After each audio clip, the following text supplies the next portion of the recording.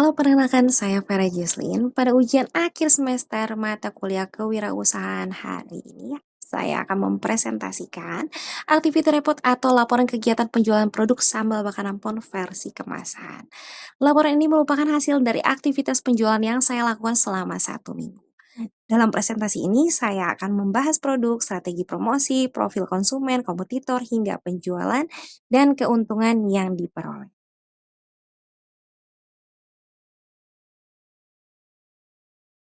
Produk yang sejual adalah sambal baka nampol versi kemasan. Ide produk ini berasal dari usaha sambal baka nampol yang sebelumnya menjual sambal sebagai pendamping makanan. Saya melihat bahwa masyarakat Indonesia ini memiliki minat yang cukup tinggi terhadap makanan pedas. Karena itu, saya mencoba mengembangkan sambal bakar tersebut menjadi produk kemasan agar lebih praktis dan bisa dinikmati saja dan bisa dibawa kemana saja. Saat ini saya menyediakan 4 varian sambal. Varian pertama adalah sambal bawang daun jeruk, kemudian sambal cumi, sambal pete, dan sambal teri. Saya membuat beberapa varian karena selera konsumen itu berbeda-beda. Ada yang menyukai sambal sederhana dengan aroma daun jeruk, tetapi ada juga yang lebih menyukai dengan lauk seperti cumi, pete, atau teri. Walau isi tambahannya berbeda, seluruh varian saya jual dengan harga yang sama, yaitu 30.000 per botol. Strategi-strategi promosi yang saya gunakan lebih banyak melalui media digital tentunya, karena biayanya relatif terjangkau dan bisa menjangkau konsumen dengan lebih luas. Saya memanfaatkan Instagram, WhatsApp, dan Shopee.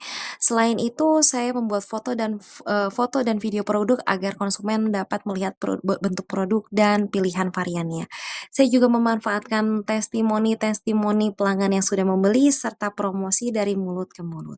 Pelanggan yang sebelumnya sudah mengenal sambal baka nampol menjadi salah satu target awal untuk memperkenalkan produk versi kemasan ini. Berdasarkan hasil penjualan selama 1 minggu, menurut saya strategi promosi yang dilakukan cukup efektif. Hal tersebut terlihat dari total penjualan yang mencapai 80 botol dalam 1 minggu. Media sosial juga membantu saya untuk memperkenalkan produk, sedangkan WhatsApp lebih efektif untuk melanjutkan komunikasi secara langsung dengan calon pembelinya. Foto dan video juga penting sekali karena konsumen bisa melihat produk sebelum membeli. Adanya 4 pilihan rasa juga memberikan konsumen lebih banyak pilihan sesuai selera mereka. Target konsumen sambal bakar Nampol cukup luas karena sambal itu merupakan makanan yang dekat dengan masyarakat Indonesia tentunya. Secara khusus saya menyasar remaja sampai orang dewasa yang menyukai makanan pedas. Produk ini juga cocok untuk mahasiswa, pekerja maupun keluarga karena praktis dibawa kemana-mana. Konsumen hanya perlu membuka kemasan dan sambal sudah dapat dinikmati bersama nasi panas atau lauk lainnya. Dalam menjalankan usaha tentunya terdapat kompetitor. Kompetitor langsung saya adalah UMKM lain yang juga menjual sambal kemasan. Selain itu ada kompetitor yang tidak langsung berupa sambal kemasan dari merek-merek besar yang sudah tersedia, yang ada di minimarket dan supermarket. Untuk menghadapi persaingan tersebut, saya mencoba mempertahankan ciri khas sambal bakar Nampo, yaitu menyediakan pilihan rasa, menjaga kualitas produk, serta mempertahankan harga yang masih terjangkau, juga memakai bahan-bahan yang fresh. Selanjutnya di sini ada laporan penjualan. Periode yang saya gunakan adalah 1 minggu ke belakang. Dalam 1 minggu, sambal bawang, daun jeruk terjual 25 botol, sambal cumi 15 botol, sambal pete 26 botol, dan sambal teri 14 botol. Jadi total produk yang berhasil terjual dalam 1 minggu terakhir adalah 80 botol. Dengan harga Rp30.000 per botol, total omset yang saya peroleh selama 1 minggu adalah Rp2.400.000. Dari data tersebut, sambal pete menjadi varian yang paling banyak terjual, yaitu 26 botol.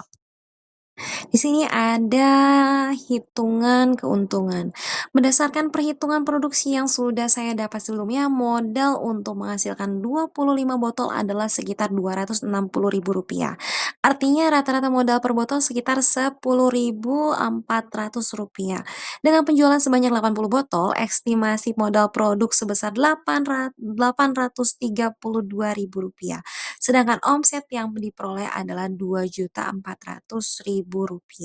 Jadi keuntungan kotor yang diperoleh adalah selama 1 minggu ke belakang, yaitu Rp1.568.000. Nah, dari kegiatan penjualan kali ini saya dapat melihat bahwa sambal baka nampol versi kemasan kali ini memiliki peluang untuk dikembangkan. Varian pete menjadi produk yang paling tinggi dalam penjualannya, sedangkan sambal teri memiliki penjualan paling rendah. Hal ini menjadi bahan evaluasi bagi saya juga untuk lebih meningkatkan promosi pada varian yang penjualannya masih rendah tentunya. Secara keseluruhan, selama 1 minggu saya berhasil menjual 80 botol dengan omset Rp2.400.000 dan estimasi keuntungan kotor yaitu Rp1.568.000. Kedepannya saya ingin terus menjaga kualitas rasa, meningkatkan kualitas kemasan dan memperluas pemasaran melalui media sosial tentunya. Serta memperkenalkan sambal bakar nampol kemasan ini pada konsumen yang lebih luas lagi.